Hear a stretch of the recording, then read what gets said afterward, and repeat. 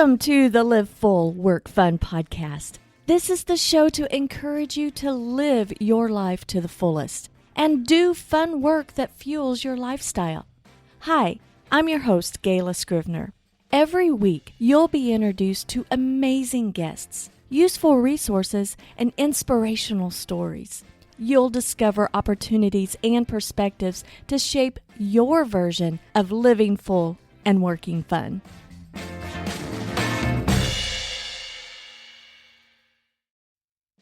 Before we get started with the show, I have a question for you. Are you a busy solopreneur struggling to find the time to consistently post to your social accounts? Well, the Scrivener Solutions team and I are introducing Scrivener Social, the easy-to-use social media scheduling platform paired with all of our workflows.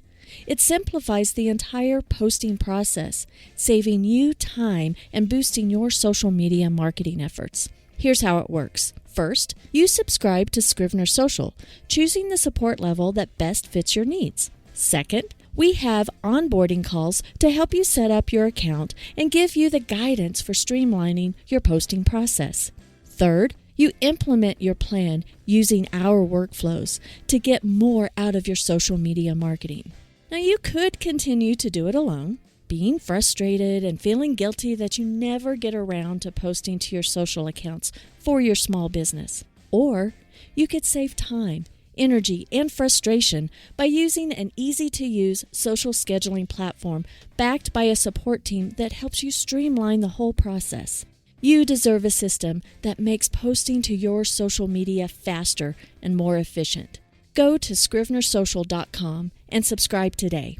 Now, on to the show.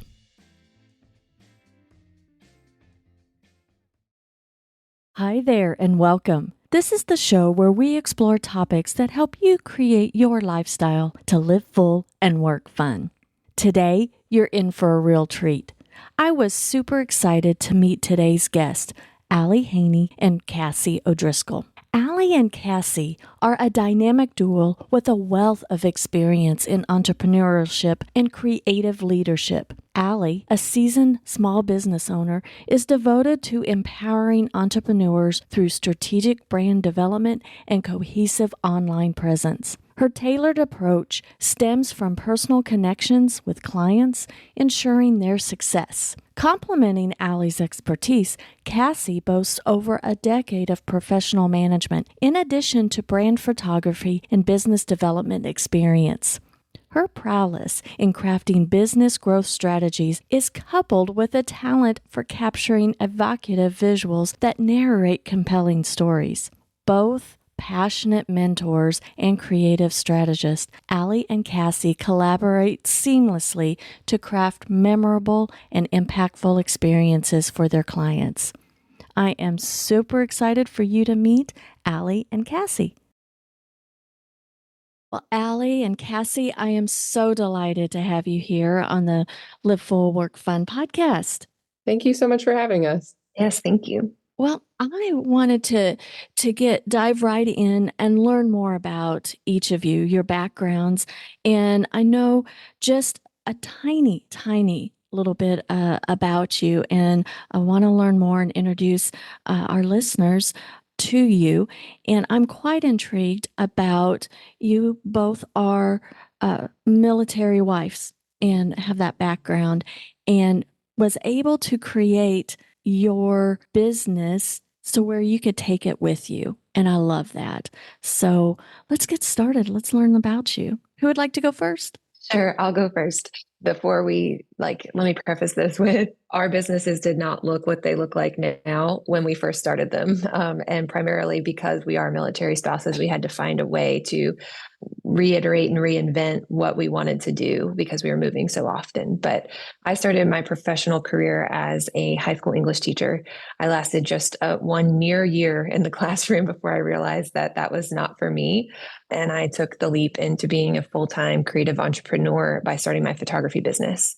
When I first started out, I would take literally anything that came my way. But as we transitioned with another military move to right outside of DC, the wedding market was hot there. There's a lot of destination brides and a lot of beautiful places to shoot weddings. So I niched down to weddings. And then, of course, about 2 years later, everybody knows what happened when 2020 came and weddings came to a screeching halt. And that's when I transitioned my business yet again to branding photography. So I started working with small business owners and found out how much I absolutely love that. And that took me to my next step, which is where I am now as a brand developer and photographer. So I take that photography and the strategy that I use to create those branding sessions a little bit further to really encompass all of a small business's brand across all client touch points, both online and in person.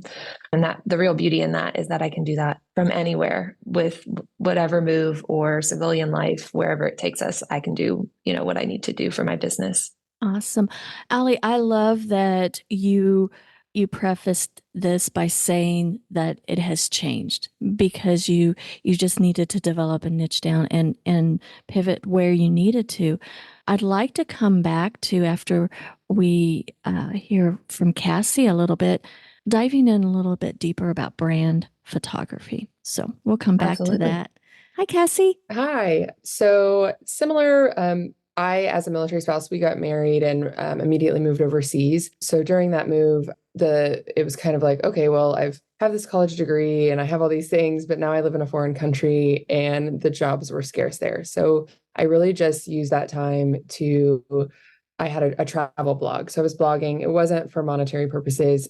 Back then, the dream was to make it for monetary purposes, but I was really just looking for a community, and I built that community there. I was meeting up with quite a few people. And by the end of that, the pictures that I was putting on my blog led to people asking me to take photos for their family or for their couple or, whatever. So kind of started doing it as a hobby. And when I moved back to the States, we were settling in. I had just had our first baby.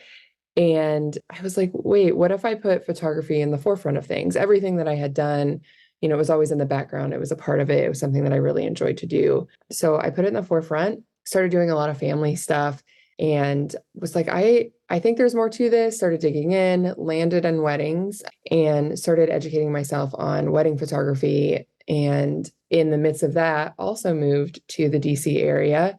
And that's actually where Allie and I met. We were part of the same educational group for wedding photographers. Started doing wedding photography there and really loved, again, that piece of community. And there's something in the wedding world called styled shoots, and they're like fake weddings for people who are just getting started. So they have a portfolio so that you can prove that you have the skill set to be hired for a wedding. So I started hosting a lot of styled shoots, hosted a really big one in 2019. And I was like, okay, I'm going to do this. And 2020 happened and I pivoted to more of a subscription-based company that mailed trinkets and things to do something called a flat lay, which is like a detail shot for wedding photographers and even branding photographers.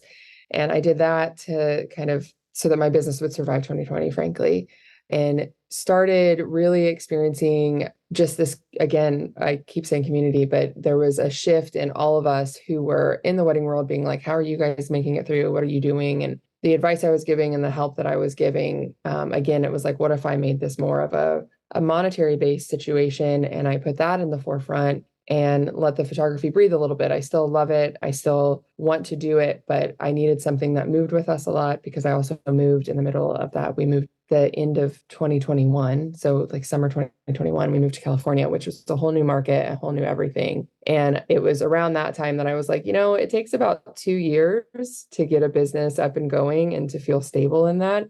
And we move every 2.5 years. So by the time I was getting traction, we were moving again. So I started doing virtual assistants and business development, sprinkled in with a little branding photography as well. So that's where I'm at right now. I love that. And I love how you guys came together and now you're working on a project that we'll talk about a little bit more together, and you see it as a collaboration. I love that you collaborate, not competition. And you were in the wedding photography world. So Kassie, you were like coaching other photographers to do wedding shots? I was hosting the events. So I was bringing in a lot of vendors. So I'll give you an example. if there was a new venue and they were a wedding venue, but in a saturated market, they start to all look the same. And if you don't have, the way to weed through them is if they don't have professional pictures on their website, or if they don't have portfolios of weddings, it's hard for brides to envision their event there. So I would work with the venue, and I would bring in maybe a new catering company or a new bridal gown shop, along with photographers who either A, wanted to build their portfolio, or B, wanted to be creative, because in the wedding world, the trends look the same across the board about, every year or so. You might see something new, but they all start to feel the same. So a lot of photographers were like, I need to be creative. That's why I'm here. So I would put on these shoots. Kind of my perspective was, the way that trends happen is that we take photographs of things that we want to shoot, and then we show them to the brides, and they're like, I want that at my wedding. So I was allowed to have the freedom to do something creative. And then I was also given the opportunity to share that with other people. I love that. I've never heard of that. And I think that is wonderful. And I think it's wonderful how you can reinvent and create a niche for yourself, fill that need. I love that. Let's talk about, because you both mentioned brand photography, and I'd like to touch on that, because we're into that, but maybe not all of our listeners understand what that is, and how perhaps hiring a brand photographer could help with their own business. So, Allie, could you speak a little bit about that? Absolutely. So building a brand is all about how your potential clients or customers feel about your brand. And a lot of times branding and marketing kind of overlap, but they are two separate things, right? So branding is how somebody feels about your brand. And then marketing is what you say to everybody else, the action that you take to get them to feel that feeling. So full circle, it all eventually comes together, but we have to have the materials to market to be able to create your brand, if that makes sense. So essentially where I come in as the brand photographer is I create those visuals as strategically as possible using your ideal client description, so we know who we're trying to appeal to, as well as the goals for your business, in order to bring the visualization of that brand to life to attract your ideal client. Awesome. So, go ahead, Sorry. Kassie. I think another piece of, and it's not just like, I think there's a misconception that headshots are the same as branding. And just because you have professional headshots doesn't mean that you have a brand. So with the branding photography, it's almost like a zoom out of a headshot, like what's in the background of that picture, where's the setting of that. It's a lot more in depth, and it allows the relatability of it all to come to life, and not just your brand, but like who you are as a person. Like you want your ideal client to relate to you. So I've had sessions, a candle maker, and we show the process of candle making, but in the background, she has her record player with all of her Taylor Swift albums, because she's a huge Taylor Swift fan. So just showing like that personal brand. I know Allie really values that for her company too, but just, I wanted to clarify that headshots and branding aren't the same. So I would think that you'd need to be on location for that, and that's not a virtual type of thing. Do you travel to see folks, or do you primarily do those types of photo sessions in your region? For me, if someone is willing to pay for me to come to them, I absolutely will come to them. But I think the difference between like branding photography and wedding photography is the timeline that's attached to it. So weddings are, planned anywhere from 6 months to 18 months out, versus my timeline for a branding client is much more manageable in that it could be 1 to 3 months. So it does feel a little bit easier to pick up and move that portion of the photography business. But yes, we would have to be physically there in order to do that. The only other alternative that I have seen is specifically for just product photography, where a product-based business owner is able to send their products to the photographer to have them take photos of them. But again, that's not the personal brand photography that Kassie was touching on earlier. And I think that both of our businesses outside of the photography piece is a lot of consulting. So something that we both focus on. And if we get a client that is too far to travel, or maybe financially it doesn't make sense for the client, we would consult them on when to do the session. We would help them find a photographer that is local to them. So just the whole community over competition. We're not trying to like scoop you in and you can only use us and that's the only way it could go. Because of our network and because of how often we've moved, it's not too far-fetched to think that we wouldn't know somebody where our client would live. And we definitely know what to look for as far as their talent and what they should be doing for our client's needs. So we would collaborate with people if it was too far out of state or something like that as well. I'm glad that you touched on that, Kassie, because, community versus collaboration, or, it's collaboration and community versus competition, and that you can consult and guide someone to get the right shots, to get those, the right shots and the right look and feel to tell the right story for your clients. I love that. So with the transitions, what you do now individually, is that primarily photography and consulting? So I am primarily virtual assistant and consulting with photography sprinkled in. So I'll say that for myself. And I was going to speak for Allie, but she's here, so she gets here. So. Well, Kassie knows, honestly, wherever one of us like picks up or leaves off, the other one picks up. So, but no, my main thing would be the brand development and focusing on marketing. And if you need the visuals, then I'm able to do that as well. Excellent. And then you came together for a big project, and tell us about that.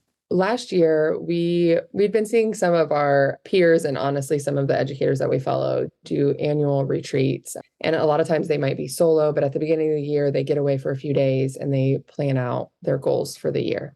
And we were like, man, that sounds great. And at that point, Allie and I were already talking like daily and trying to gear up for 2023. And she was like, hey, do you want to do a retreat? So we're actually preparing for our second annual retreat in January, but we get together for 2 or 3 days and little distractions. We're going to be holed up in an Airbnb and we just plan out our year, what we want, how to set our goals. It's like our version of a vision board. We really write everything out. And after that, she went back to Kentucky. At the time I was in California, and we really wanted to do a conference. We wanted to attend a conference, but we couldn't find a conference that spoke to us. It felt like it was too far for beginners, or it was too much of a relaxation getaway, or the alternative was that it was like how to make $1 million.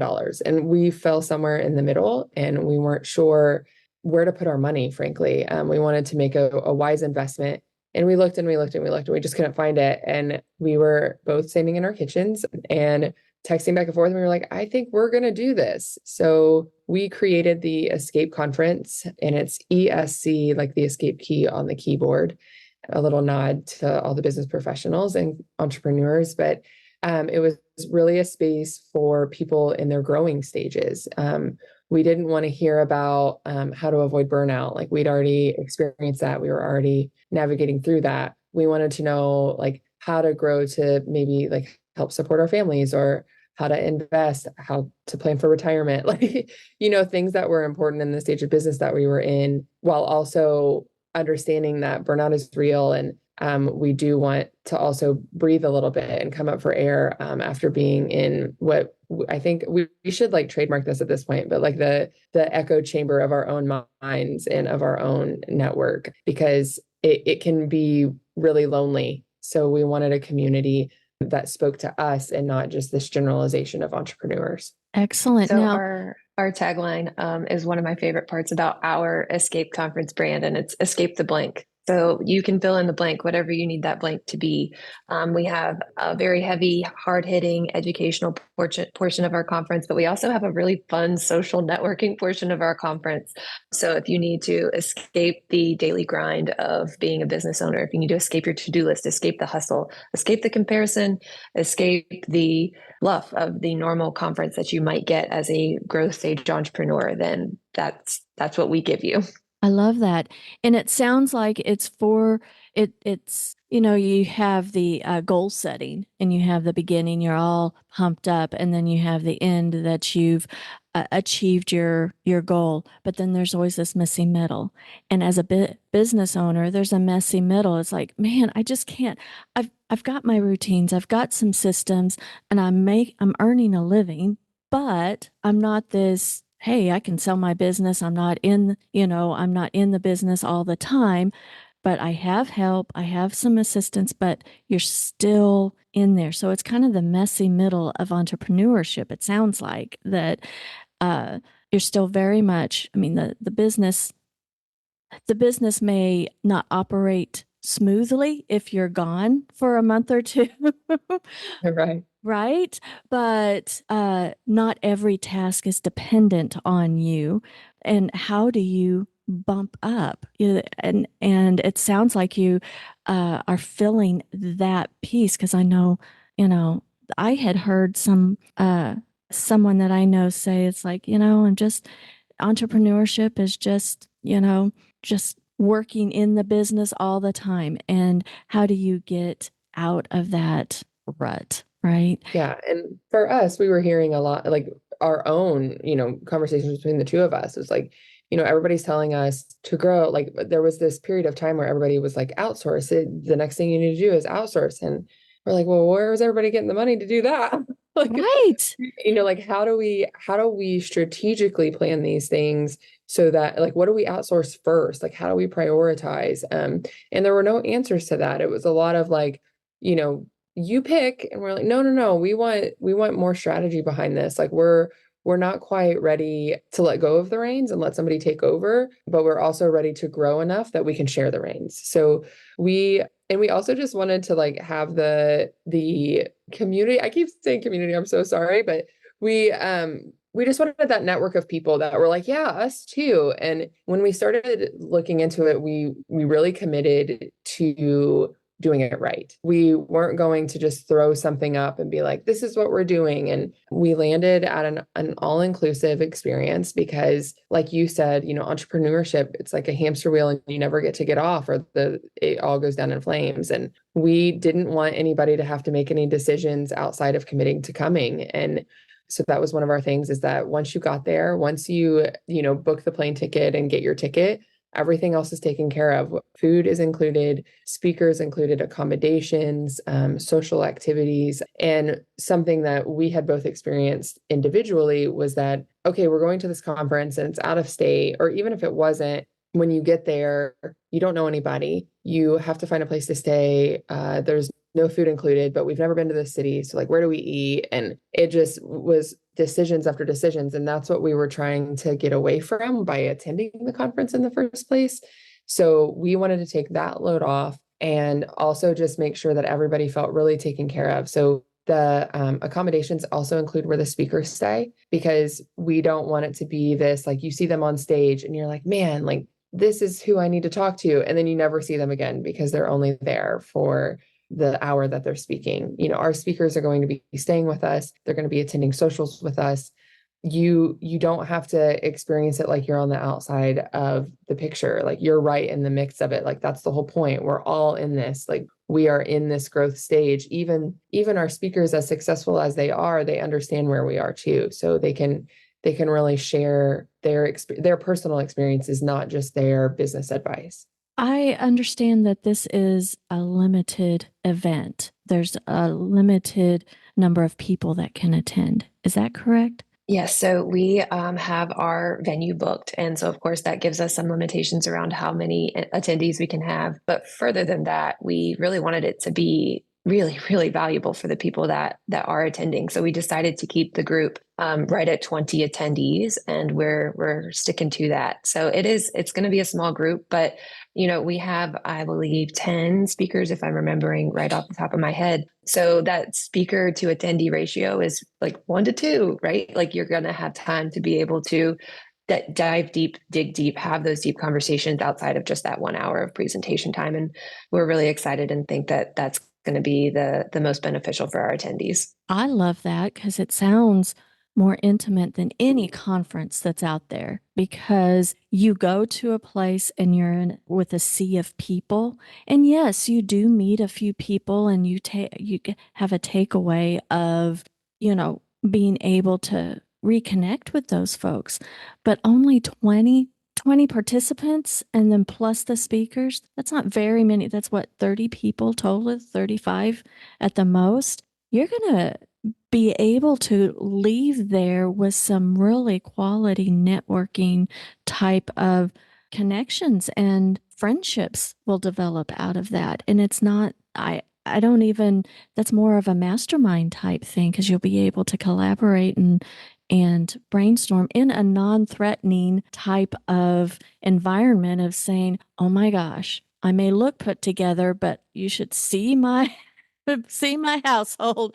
My business seems such a mess. And then if other people are talking about their messy middle too, you're not so alone. I love that. I love that it's limited. Yeah, and we went back and forth, like you said, like the masterminds, the retreats, the conference, like what word were we going to use to call it? Or what were we going to call it? And it's the intimacy of a retreat, but we really focused on heavy hitting education, and we felt like retreat didn't quite describe, with conference comes education when you think about it. So that's why we landed on the word conference, because the heavy hitting education was very important to us, and a priority for us. So it does have the intimacy of a mastermind or a retreat, but we landed at conference because the focus for us was my escape, escape the blank. My escape is to escape the fluff. Like, I did not want to host or attend, quite frankly, a conference that was full of fluff and just like, oh, here are all of these things that you can do, but they're not tangible, and you don't know how to implement them, and you go home with like stacks of documents and I don't even know what to do with these, and you're in the exact same position that you were before you ever attended. So Allie, especially with her background in education, like led the force on finding like what that looked like for us. So it's interesting that you mentioned it sounded like more like a mastermind, because we went back and forth quite a bit on what word that would, best describe what we were creating. You probably I remember we were looking for stuff that was like, we didn't want to say like how to avoid the burnout, or it's just a simple mindset shift. Like, we all can appreciate and acknowledge that is a part of the story, but we also, at least for me, the type A achiever, I just want a to-do list on how to save for my retirement, how to know when and who to hire at what point. Like, I need the like actionable tips, and that's what we were going after when we were creating this conference. So you mentioned a couple of topics, the what to delegate first and how to prepare for retirement and things like that. What other types of topics are you going to be covering? You have 10 speakers? Yes. And so our speakers are split up into, we have our one keynote speaker who is Cheval. If you don't know Cheval's story, I highly encourage you to go look it up. She faced a lot of issues with intellectual property. So that's one thing that we want to touch on, is how to protect your intellectual property. She ended up, after her bout with a bigger corporation, ended up starting a nonprofit that helps young creatives protect their intellectual property and sort through contracts that might be abusive to them in their long-term careers. And then we also have a tax professional, CPA, that works with 6- and 7-figure creative entrepreneur business owners, mostly women, so that we can kind of dive into her brain about what it looks like to transition the actual tax setup of your business, an LLC versus an LLC, text as an S corp versus a full S corp. All of those like nitty gritty questions, how to save for retirement, how to start that Roth IRA if you want it, if that's the best route to go down. And then one of our other speakers is as much of an expert in AI as you can be, as young as it is. But essentially, we wanted to find ways to work smarter, not harder, using AI to maybe even push off that hiring of that first contractor if need be. So those are a few of the topics that we'll be diving into at the conference. Nice. And did you say that the price of the conference includes the accommodations, the conference? See, you just don't get that. And when you go to other conferences, yes, the price tag is a a little, I guess, cheaper if you can say, but that's the ticket for just getting into the door of the conference, not the hotel. And of course, everybody will need to find arrangements to get there. But once you're there, you're fine. But then you can have a choice for a VIP experience at many conferences so that you get a little bit closer to maybe the organizers and things like that. But it doesn't sound, I've had some VIP experiences, but what you're illustrating here with your conference, it's more than that. It's more in depth than the typical VIP experience at a regular conference. You get Well, and the VIP experience for us is for everybody. So right, we exactly. have a VIP in addition to just the general admission, which, we always laugh. We looked up every conference, like before we decided to do ourselves, we were like, we have to find something for us to attend. And we would find what sounded like all inclusive, but then we were sharing beds with strangers and like doing all of these things. And we're like, this isn't what we want. So I just want to say thank you for mentioning that, because we have felt that it doesn't exist. And we've also felt that the value of our ticket encompasses so much more and allows you to not have to nickel and dime all the pieces, because by the time you add them up, it adds up to be a lot more. So just thanks for acknowledging that, because the ticket price is all inclusive. All accommodations, everything that we could possibly think of are included in that. With our VIP experience, just to touch on that for a quick second, it's a guaranteed king bed. So you get like all the space you could want. And it also allows you to have one of our hot seat tickets. And Allie was kind of the mastermind behind the hot seat. So will you explain that? Because it's exciting. Sure. Yeah. And like Kassie said, from the very start, we were like, before we're even going to jump in and like pursue this, we have to make sure it's right and have to make sure it's going to fill a niche. And so everyone is like, the definition of VIP, very important person. Like everyone that is in attendance is very important to us. And we want to make sure that we show them that. And every single piece of the experience has been wrapped up in that, showing how we can serve people and their businesses and ultimately their families and their lives. So just had to say that real quick. But the hot seat part of it is that you're able to pitch your newest idea or perhaps a new business idea, entirely new service offering, new product, whatever it might be, and get real-time feedback from not only your peers that are other attendees, but also from the speakers who are experts in their areas. And I think that real-time feedback is invaluable. Kassie and I mentioned it earlier, how often it feels lonely and we're operating within our own heads or our own entrepreneurial echo chamber, right? And to be able to get that feedback immediately, to be like, okay, yes, you're on the right track, or maybe you're on the right track, but you need to tweak this. Like that is invaluable. And we want to be able to give our VIPs that experience. I love that. Now, we've talked about it, but when and where is the Escape Conference? So the Escape Conference is in Louisville, Kentucky, April 15th to the 18th of 2024. So right here on the Bourbon Trail, we have this really awesome venue. It's called the Bungalow. It's got a lot of personality, much like me and Kassie. But yeah, we are very, very excited for the spring and to have our 20 attendees come and hang out with us on the Bourbon Trail. Awesome. Well, how does one learn more about the Escape Conference and learn more about you and Kassie, Allie? So you can find us online. It's the escapeconference.co, and it's ESC, like the thing on the keyboard, the little tab on the keyboard.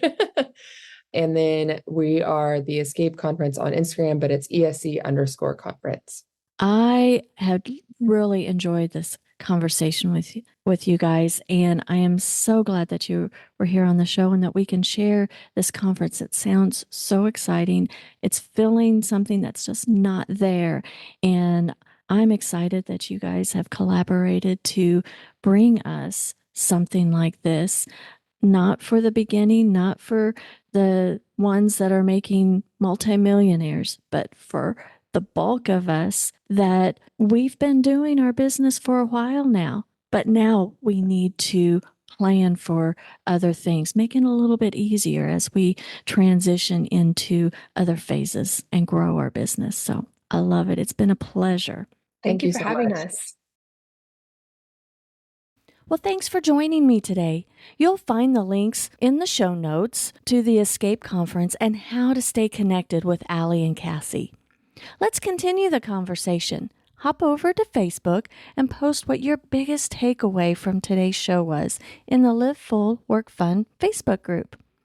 Thanks again for listening. Until next time, have a fantastic week. Live full, work fun. This episode has been brought to you by Scrivener Social, the easy-to-use social scheduling platform built for the busy solopreneur. You deserve a system that makes posting to your social media faster and more efficient. Go to scrivenersocial.com and subscribe today.